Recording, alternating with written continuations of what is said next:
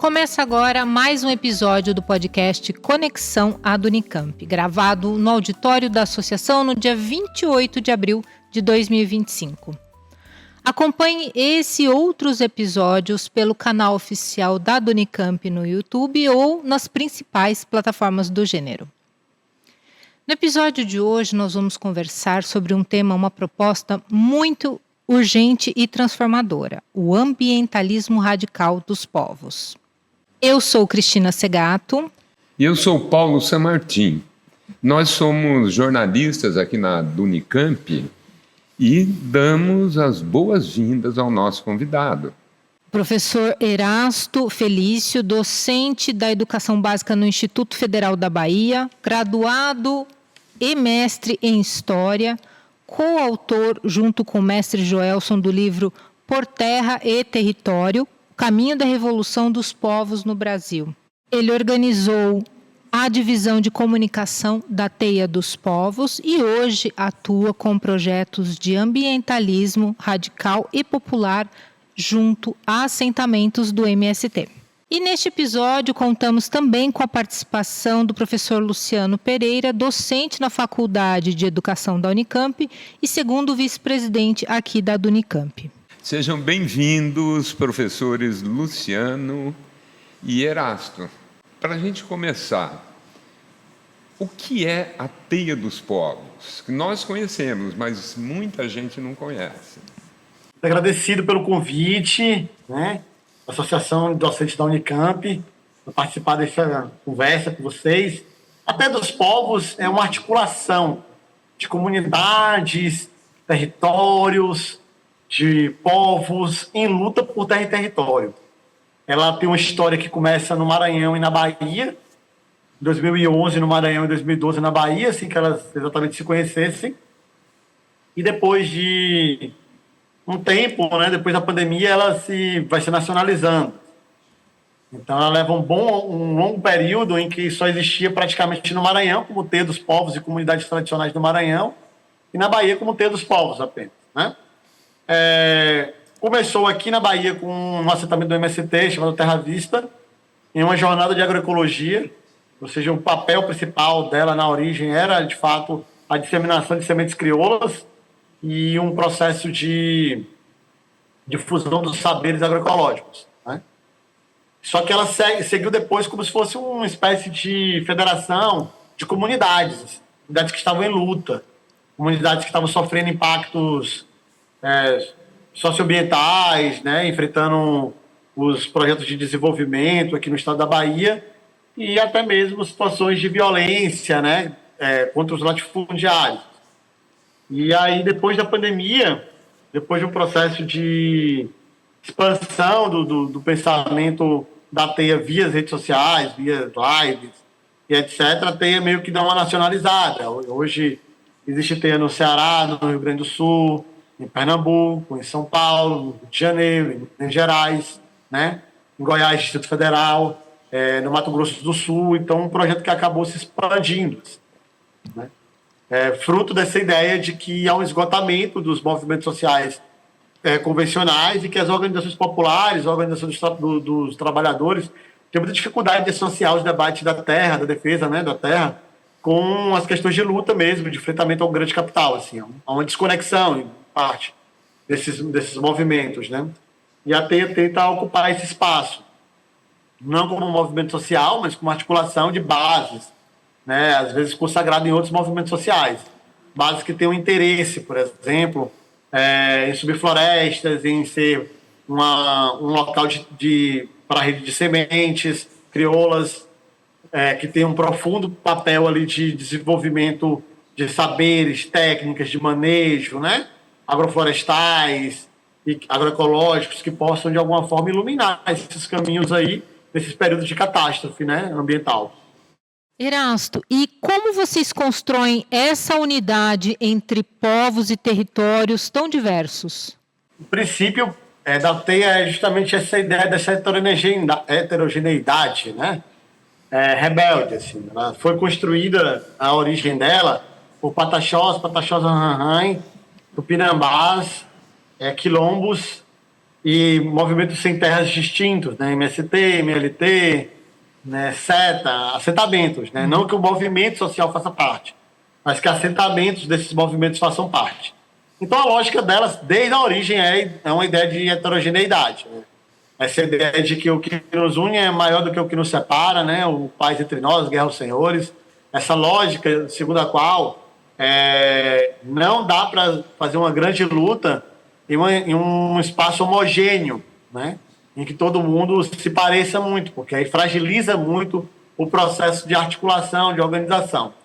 Também tem um elemento aí da agroecologia, né? Um princípio aí, né? Quando a gente fala em agroecologia, a gente está quase sempre falando em não fazer plantações de monocultivo, mas fazer florestas. E a floresta ela é multidiversa. Então não dá para você fazer agroecologia e você querer ser todo mundo igual, né? Todo mundo tem seu papel dentro da floresta, né?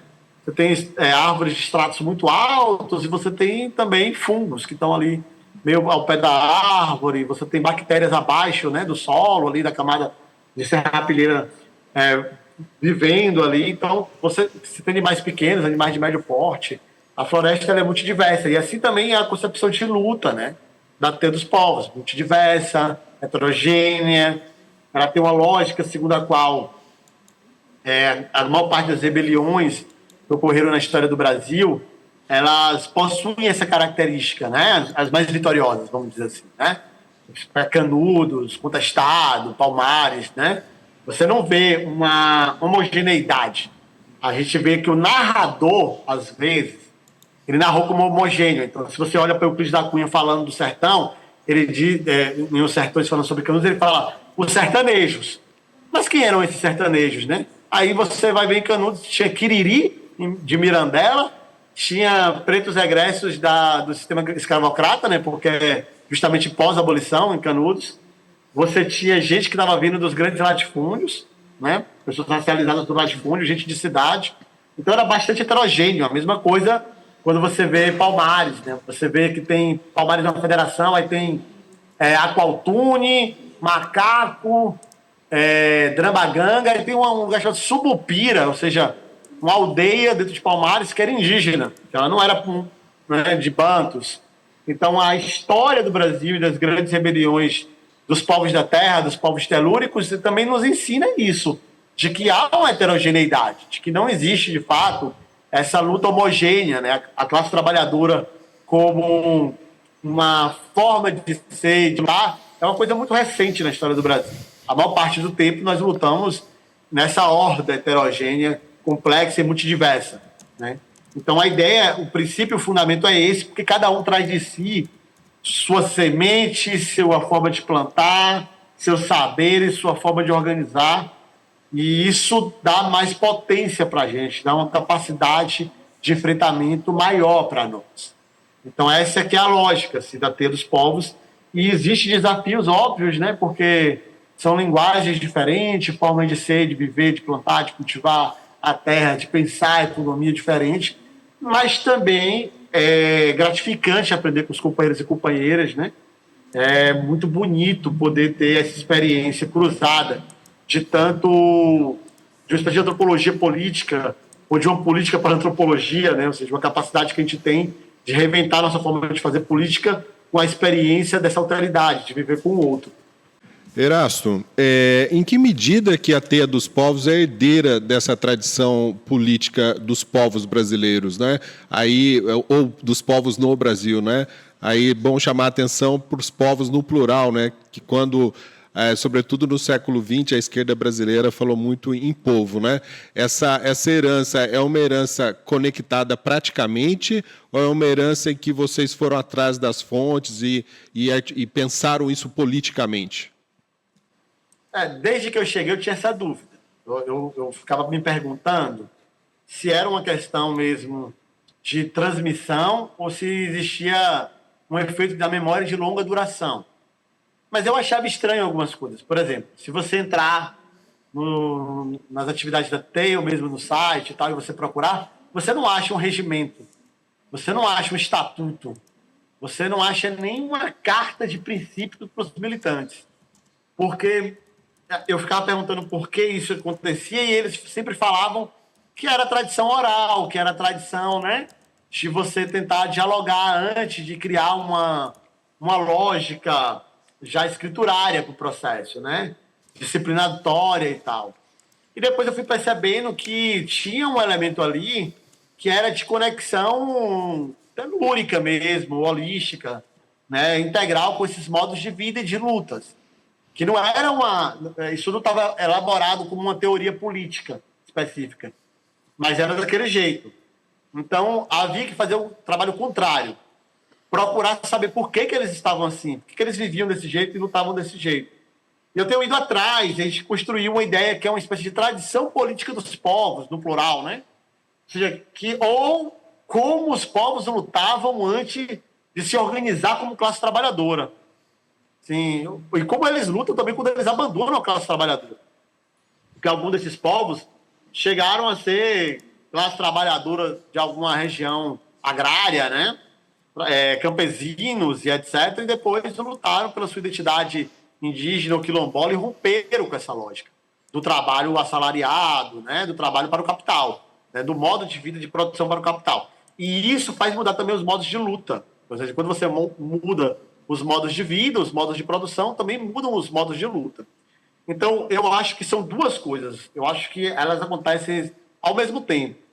Há uma idealização das formas de lutar dos povos antigos aqui no Brasil, até o século XIX, mais ou menos, a gente poderia dizer assim, que termina, na verdade, no XX, com o contestado. A última grande evidência dessa forma de lutar é o contestado.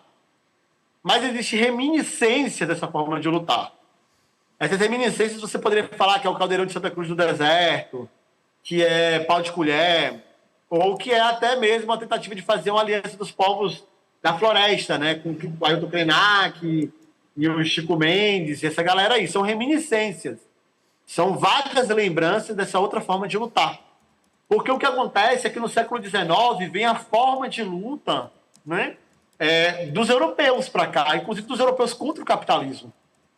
Então, os liberais estavam montando sua forma de luta, que é a lógica de uma associação ou de um partido, ou seja, uma associação de indivíduos em busca de uma causa. Você tem isso instalado a partir das Inconfidências. Mas é no século XIX que isso fica forte mesmo, chegando ao ponto de convencer parte das massas negras do Brasil, né? a aderir a essa forma de luta. E aí, no século XIX e XX, você tem, de fato, né, na Europa se formando duas tradições anticapitalistas muito poderosas, né? O socialismo científico Marx e o anarquismo. E essas formas chegam no Brasil. E quando essas formas chegam no Brasil, elas vão substituir praticamente a forma de luta anterior pela forma de luta, né, vinda da Europa. E aí essa lógica, que é uma lógica de criar uma associação de indivíduos e colocar eles embaixo de uma bandeira. O que era antes? Não era um indivíduo que era a unidade política. Era um coletivo que era a unidade política. Uma família, um clã, uma aldeia. Quando você tem a Balaiada, por exemplo, você tem uma aldeia tabajara saindo do Ceará para ir lutar na Balaiada no Maranhão. Ele atravessa uma parte do Ceará, o Piauí, chega no Maranhão, para lutar na Balaiada. Eles estão indo lá não como indivíduos tabajaras, mas como uma decisão coletiva dos tabajaras de se somar à Balaiada. Então, essa forma, essa lógica, ela vai ser diminuída pela presença da ideia liberal de indivíduo. Só que os povos, eles ficaram meio resistentes a isso. Eles continuam achando que a Assembleia não é a adição de indivíduos. Eles continuam achando que quem tem que votar é o povo. Quem tem que determinar é a unidade coletiva, né? E não unidade individual, né? Então, na teia, é muito raro que uma pessoa determine algo. É sempre um núcleo de base, é sempre um território que prevalece, assim, né? É uma posição de um território, é a posição de um coletivo de pessoas que está indicando fazer essa ação ou aquela ação, construir desse jeito ou daquele jeito. Aí os outros territórios dizem, concordamos, não concordamos, e assim sucessivamente. Essa forma de fazer política, ela já estava presente no Brasil. Como a teia foi formada por povos na diversidade, eu acho que acabou vindo essas memórias também, mas também veio um pouco de idealização, um pouco de vamos retomar, vamos estudar isso para ver como é que era. essas pessoas foram muito mais vitoriosas, né? Em 100 anos de Partido Comunista do Brasil, nós não temos nenhuma cidade, nenhuma região, nenhum grande território tomado pelo partido, né, por forças comunistas que tomaram um grande meio de produção e falaram, não, aqui é a nossa forma de ser, estar no mundo e de produzir. Já os povos tradicionais tomaram, né? Os povos indígenas tomaram terra.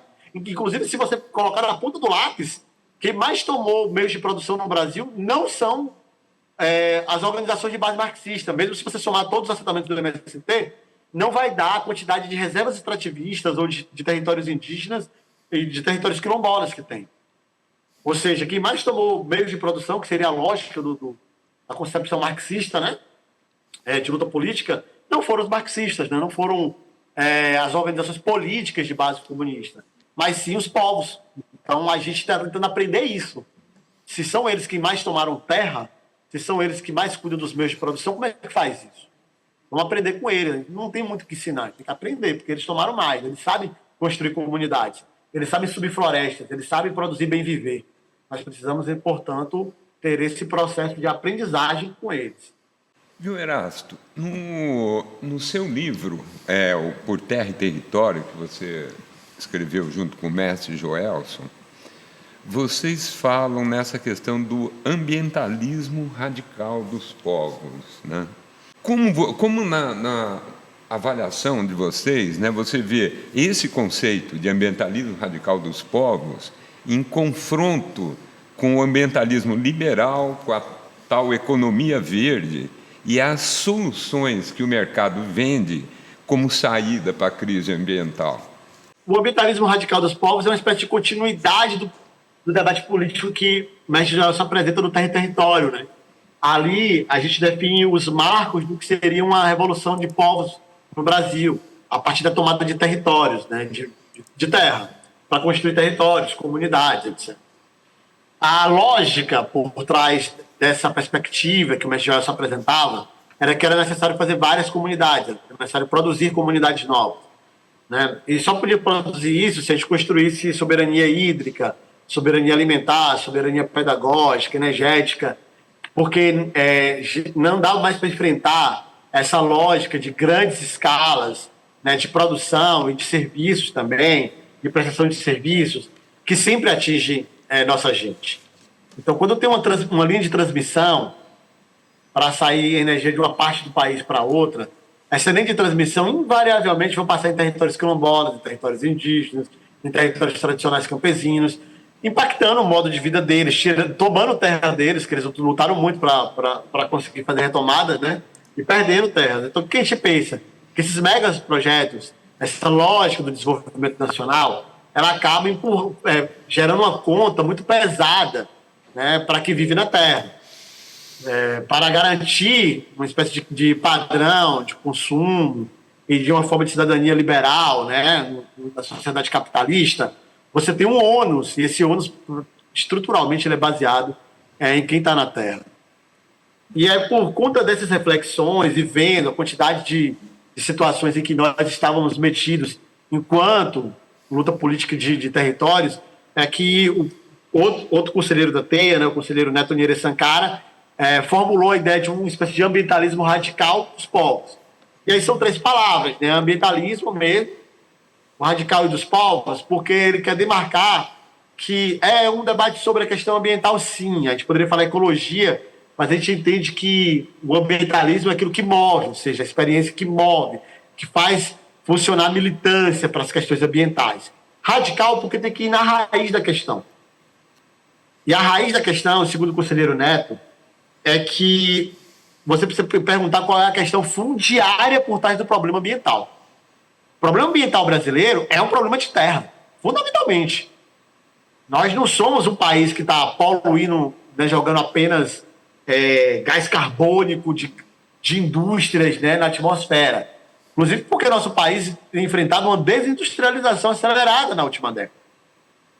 O nosso problema é o que nós fazemos com os biomas tomando terra dos biomas. O nosso problema é latifúndio, né? O que desmata no Brasil é latifúndio. O que polui, inclusive, no Brasil é pecuária. É metano do pum, né? Dos gases dos bovinos. que vai poluir muito mais do que as atividades industriais, por exemplo. O que machuca, né, a perda de superfície de água no Brasil é supressão vegetativa, que é uma forma de falar desmatamento, é o uso de aquíferos, né? Barragens e tudo mais para você irrigar monocultivo. Soja, não sei o quê. Então, o problema que nós entendemos é que, e o conselheiro Neto assevera muito isso, é que o problema ambiental, né, o radical dele é a questão fundiária. E aí existe um ambientalismo que não quer discutir a questão fundiária, né? E esse ambientalismo que não quer discutir a questão fundiária, ele é um ambientalismo que ele toca superficialmente o problema. É um ambientalismo que ainda fala em reciclagem. Ele não fala em parar a produção de plástico, ele fala em reciclar. É uma ignorância, assim, uma estupidez, porque você não toca na raiz do problema. Que o raiz do problema é a produção capitalista. A raiz do problema é o que se faz com a terra. É o tipo de destruição que você promove por atividades produtivas. A Bahia vai receber um incremento bilionário, né, 5 bilhões de reais de investimento, de uma indústria chamada Iron Brasil. Brasil Iron. Uma indústria britânica, inclusive com capital de poderosos ligados à família real britânica mesmo, né? Iron Brasil. 5 bilhões, na Chapada Diamantina. Né? Um parque nacional, conhecido no Brasil todo, né? A primeira coisa que a gente percebe é que o local era perfeito, lindo, maravilhoso, tinha nascente, tinha um bocado de rio. E depois da atividade mineratória, você tem duas comunidades quilombolas, Bocaina e Mocó, por exemplo, que vão ser praticamente... o modo de vida deles vai ser destruído, as condições de vida, de estar, de bem viver naquele lugar vão ser destruídos. Então, é uma atividade produtiva que pode gerar impactos, destruir nascentes, né? Modificar a forma de vida de quem preservou, por isso dos povos. Então, ambientalismo, porque realmente é uma militância pelas questões ambientais. É radical porque fala da questão fundiária. Mas quem preservou e quem estava preservando, os espaços onde estavam preservados eram de quem? Eram de povos que cuidavam dali. Então, antes da Iron Brasil chegar, Bocaina e Mocó conservavam a natureza, a biodiversidade daquele recanto da Chapada Diamantina que fica em Piatã.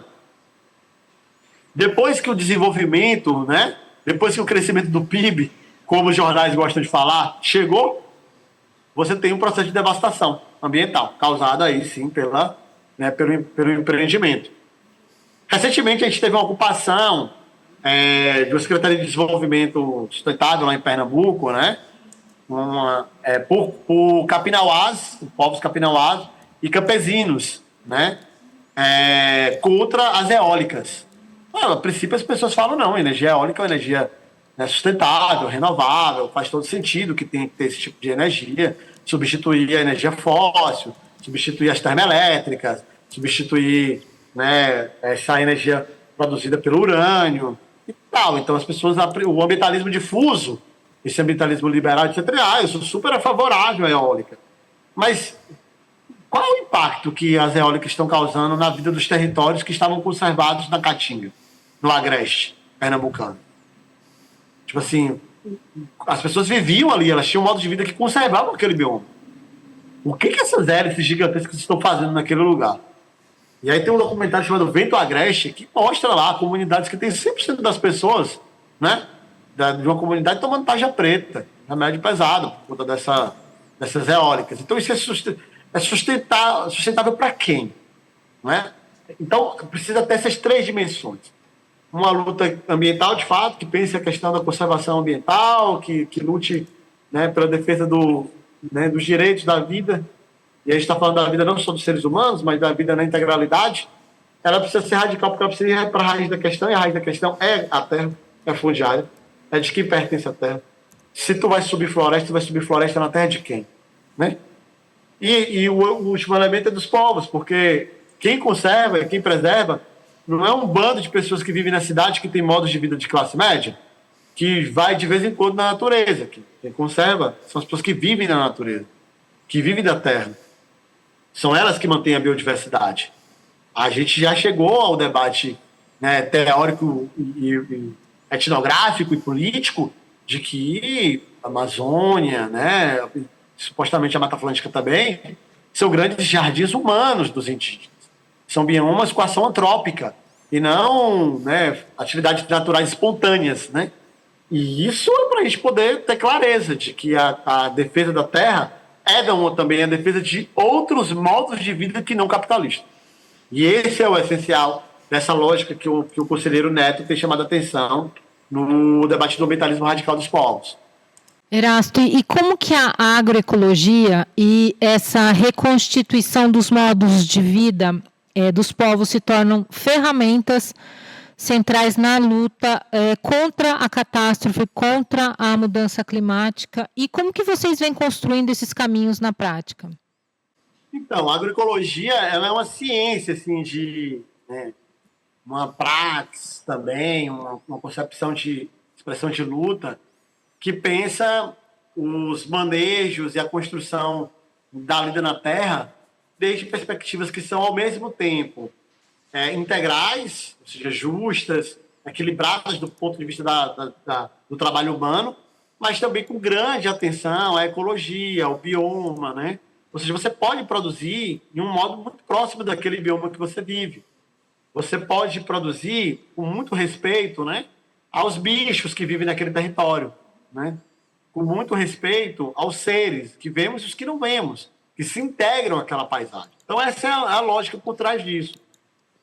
Nós dissemos quase sempre, sobretudo para evitar a perspectiva produzida por uma parte das pessoas que falam sobre agroflorestas no Brasil, de que a agroecologia está muito associado com a forma como os povos viviam os manejos de sua agricultura associada aos biomas que eles viviam. Então, não é uma invenção específica recente, mas ela é uma roupagem, né? É uma síntese contemporânea de saberes e de conhecimento que os povos tinham na hora de manejar suas agriculturas, né? Associando ele com os biomas. E aí, a agroecologia ela é a experiência mais lúcida para a lida na terra quando você toma ela. Ou seja, nós não estamos falando de agroecologia para um Baniwa, que já tem um modo de agricultura próprio que ele se manteve até hoje. Você chega no território Baniwa, eles têm uma forma de plantar, uma forma de colher, uma forma de manejar, uma forma de beneficiar os seus produtos muito próprias dele. E a gente não vê nenhuma... Não acha interessante, de forma alguma, que eles vão fazer cursos de agroecologia, etc. Mas para povos que perderam a lida com a terra, né? Que perderam o processo de aproximação com o plantio porque foram expulsos da terra, que estão afastados, não porque quiseram, mas porque o colonialismo, a violência do Estado brasileiro foi tal que eles ficaram despossuídos, condenados da terra. E eles querem retomar a terra, e já não possuem, portanto, seus saberes, sua ciência, sua técnica. A agroecologia é uma excelente porta para isso. É uma excelente forma de trocar. Uma das experiências mais bonitas que se pode acompanhar pela internet, né, nas redes da Teia dos Povos, é a experiência do Rami, com os Tequemano. Tequemano é como muitos de nós chamamos os Machacali, né? Como eles chamam, né? Tequemano. Os Machacalis, ali de Minas Gerais, um povo, né, que é muito resistente à colonização. Você imagina que eles estão em Minas Gerais, né, em uma região que foi brutalmente colonizada, e eles até hoje mantêm o seu idioma, né? Eles mantêm seus modos de vida, né? A relação com os espíritos, a profunda conexão, né, com a vida. Mas eles também foram expulsos de suas terras. Em uma região que é muito de pecuária, uma região que eles não possuem, perderam muitos vínculos, né? E perderam muitos espíritos que eles gostavam, que eram amigos deles, porque eram espíritos ligados à biodiversidade daquele lugar, né? Então eles cantavam para 10, 20 tipos de batata, e hoje em dia tinha batata roxa e batata branca, praticamente. Então, retomar essas batatas, voltar a plantar essas outras 18 formas, variedades de batata, é também reconexão espiritual para eles. Também uma forma deles, né, viverem em profundidade esse processo. E aí tem um projeto, né, que está acontecendo já há algum tempo, que vocês podem acessar pelo site da Teia, em que há um esforço, né, de agentes agroecológicos de subir florestas em territórios do Tequemãs, né, dos Machacalis. E isso é a realidade prática. Você tem que chegar num local que não tem floresta e fazê-la. E subir a floresta junto com o povo que está ali, para que eles possam ter comida, mas também para que eles possam ter as folhas que fazem os seus rezos, né? Para que eles possam ter os fungos que são importantes, né, para suas cerimônias, né, ou para seu modo de vida, de forma geral, né? Então, esse é um exemplo que eu estou dando, mas assim, nós tivemos muitas ações agroflorestais em territórios Pataxós, Pataxó-Ranhai, Tupinambás, aqui no sul da Bahia, por exemplo, mas também em outros lugares, porque as pessoas costumam achar que a maior parte das pessoas que estão na Terra, elas viveram um processo de agroecologia, e não é verdade, né? Essa lógica dos insumos da Revolução Verde, chamada, né? Os agrotóxicos, os adubos químicos, né, como NPK e outros, isso infestou o campo, sobretudo aqui na Bahia. Você chegava em comunidades quilombolas, até em assentamentos, muitas vezes, e a realidade não era agroecológica. Eles já não tinham sementes mais, eles tinham que comprar sementes, né, de um fornecedor, sementes que eram geneticamente modificadas para que eles ficassem sempre dependentes. E essa lógica, que é uma lógica terrível, né, se espalhou pelo campesinato baiano.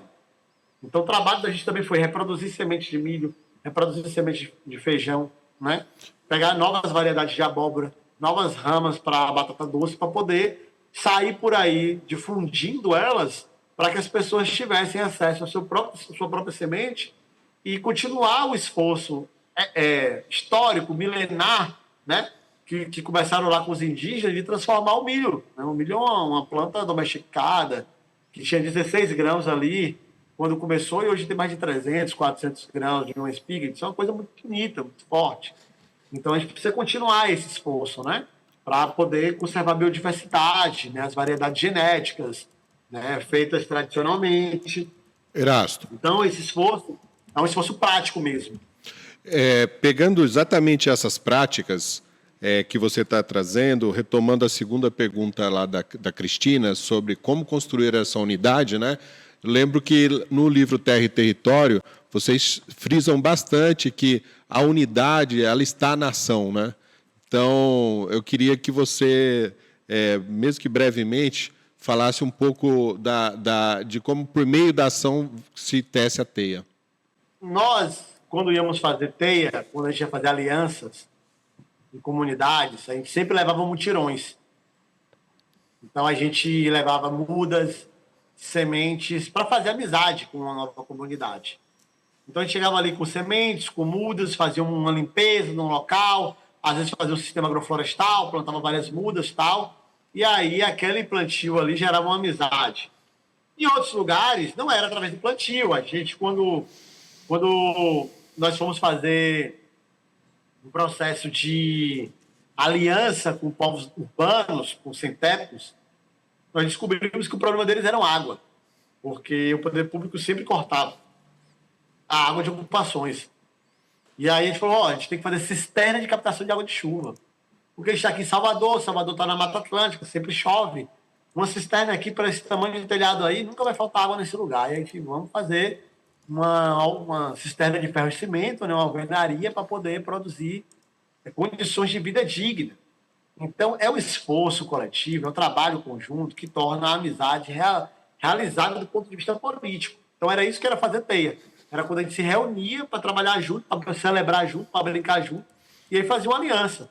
Quando a gente foi fazer aliança com a antiga organização Reaja, o Será Morto, Reaja Será Morta, uma organização contra o extermínio da população negra na Bahia, no Brasil, nós fomos fazer uma horta comunitária para as crianças da escola Winnie Mandela, uma escola que eles tinham lá. Então, é um trabalho mesmo coletivo, né? Uma coisa que é muito antiga, né? No Brasil e na América Latina toda. A gente pode chamar de mutirão, minga, adjuntório, né? Tem vários nomes, puxirão. Isso é uma coisa que não é nova, não. Mas a gente faz uma atividade dessa, mobilizando gente, mobilizando também saberes, porque a gente também descobriu que era preciso transferir saber de um local para o outro. Um local não tinha um saber, precisa saber daquilo ali para poder aperfeiçoar suas condições de resistência e luta. Nós estamos transferindo saberes, aprendendo uns com os outros e construindo a teia, né? Acho que esse é o fundamento principal. Tanto é que quando a gente vai fazer uma teia nova, quando a gente vai construir uma relação, a gente sempre acha que o batismo não é uma carta de filiação, a gente não tem isso. Não é escrevendo, é realizando alguma coisa juntos. Fazendo uma horta, um sistema agroflorestal, reformando uma associação, a casa, né, de sementes, fazendo alguma coisa juntos. Porque toda vez que a pessoa passar ali e olhar, vai falar, o pessoal da TEI que fez com a gente, então ela vai ficar feliz com isso. E vai lembrar da gente. E ele também vai passar que a ideia de fazer amizade na luta é sempre assim, luta. Não pode ser um processo em que fazer amizade não signifique, não represente, não forme uma lógica também de combate, de enfrentamento, né? Então é preciso construir esse processo na prática mesmo. Às vezes a gente dá desafios, né? Chega numa comunidade, leva um tipo de planta que ele não tem, né? Uma variedade nova, e a gente fala, ano que vem a gente vai voltar aqui, a gente quer semente. A gente está deixando uma semente com você, a gente quer semente para levar para outro lugar, e aí eles reproduzem aquela semente, a gente pega aquela semente e já vai formar outros lugares. Essas formas práticas são as melhores formas, porque a sensação que nós temos, e o mestre Joel sempre diz isso, é que nossos povos eles estão cansados de falatório, de palavra, né? Estão cansados de verbo. Precisa de um pouco de ação mesmo, de experiência real. Viu, Erasto? E quais que são os caminhos para as pessoas que estão na cidade, nas periferias, nas escolas, na universidade, inclusive? Quais os caminhos para se somar a essa proposta, né, do ambientalismo radical dos povos, a teia dos povos? Então, a teia, ela se organiza praticamente em teias, no plural, né? Eu não tem uma forma só de você vir, não precisa vir para a Bahia, né? Tem que procurar um lugar mais perto onde você pode atuar. A gente nem acha que todo mundo tem que vir para a teia, né? A gente sempre diz isso, que as pessoas precisam criar pontes, conexões e alianças, porque o Brasil pode ter até um déficit de movimentos sociais e de luta, mas o que ele mais é carente é de conexão entre essas lutas. Há muitos hiatos, há muita fragmentação e isolamento nas lutas populares brasileiras. Então você tem, sei lá, guaranis aí, e esses guaranis, né, uma luta muito bonita, eles não têm, às vezes, uma conexão, sei lá, com o movimento caiçara. E você pode promover essa organização de conexão entre guaranis e caiçara. Eu estou dando esse exemplo, mas eu sei que tem, tá? Os caiçaras e os guaranis na Baixada têm uma relação bonita, assim. Mas você tem, sei lá, né, caiçaras e MST, né, caiçaras e sem teto, e assim sucessivamente. Então, eu nunca acho que precisa vir para a teia, precisa ser teia. O que precisa, na verdade, é de conexão entre as lutas políticas, né, territoriais no Brasil. Mas sim, a teia tem alguns processos de formação política que ela abre, né, para as pessoas se construírem, aprenderem esses modos de luta. Né, eles estão formando uma turma que ficou 2 anos fazendo processos formativos políticos, e elas vêm um período para um território da teia, depois elas voltam para casa, tal, e é uma forma de se aproximar da teia. Então existe isso, em geral ali nos finais do ano que a gente tem essas notícias de quando vai ter formação. As pessoas podem entrar em contato também, assim, tipo, com as redes da teia, através do próprio site, para poder se somar a atividades, a mutirões, né? Para doar, de repente você tem alguma variedade de semente que a gente não tem, algum tipo de variedade de plantas que a gente não tem, e a gente pode reproduzir, trocar com vocês também. Isso é uma forma também. E sempre dá para fazer alguma coisa de onde se está. Nós costumamos falar que se nós formos fazer uma divisão social da defesa do planeta Terra, dizendo que quem está na Terra, os indígenas, os quilombolas, os geraizeiros, os extrativistas, os pescadores, né? Eles vão defender o planeta, e as pessoas da cidade vão, sei lá, consumir o planeta, não vai funcionar, vai dar errado. Porque a maior parte das pessoas estão na cidade. 60% da população brasileira vive em cidades de mais de 100 mil habitantes. Se você somar todos os povos, né, territorializados do Brasil, em territórios indígenas, quilombolas, não dá 5% da população brasileira. É bem pouco. Né? É bem pouco. E por que a gente está falando isso, gente? Porque a gente está querendo dizer o seguinte: não dá para a gente ficar defendendo nascente para que tenha água na cidade, floresta para que tenha oxigênio na cidade, e produzindo comida de verdade para que tenha alimento na cidade, e a cidade não cumpriu um papel fundamental na defesa do planeta Terra. O Neto Onieri Sankara fala a luta por terra, a luta pelo planeta Terra, né? Ou seja, o que significa isso? Há que se lutar por terra, no sentido fundiário, para que exista possibilidade de nós fazermos luta pelo planeta Terra. Porque tem um problema geracional. Se a gente ocupa um terreno baldio e sobe para a floresta lá, e não mora lá, e não vive lá, e não produz lá, o dono depois, quando tiver umas árvores grandes, ele tira, vira acúmulo de capital para ele, porque madeira é caro, entendeu? E ele vai lá e faz levanta um prédio lá nesse lugar. Então, de quem é a terra importa muito no processo de luta ambiental, né? De quem é a terra que a gente vai proteger as nascentes? De quem é a terra que nós vamos subir florestas? E isso para dizer o seguinte: há um pacto que ser feito com a cidade.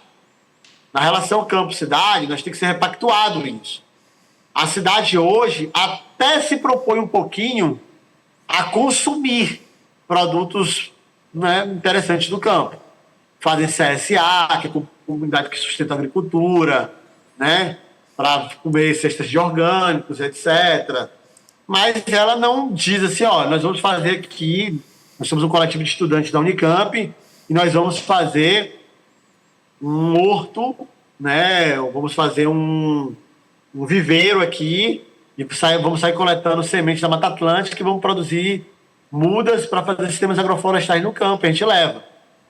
Não se constrói, por exemplo, como é o nome, redes de consumo extensas na cidade para garantir que territórios que precisam de renda e que estão com dificuldade de renda consigam renda através das trocas iguais e justas. Difícil a gente fazer. Tal como é difícil também contar com as pessoas da cidade na hora de uma retomada, na defesa de um local que está sendo atacado.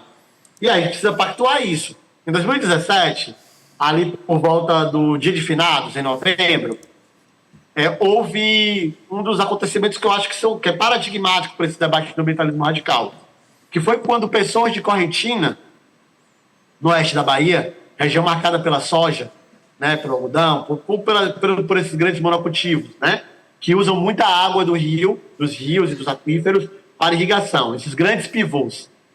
Nesse lugar, né, ali na véspera de finados, dia de finados, 2.000 pessoas se organizaram, 2.000 pessoas, para destruir 2 fazendas produtivas do grupo Igarashi. Igarashi. É um capital, inclusive, de São Paulo, se não me engano, esse capital da Igarashi. Eles destruíram, eles não ocuparam, eles não foram morar lá.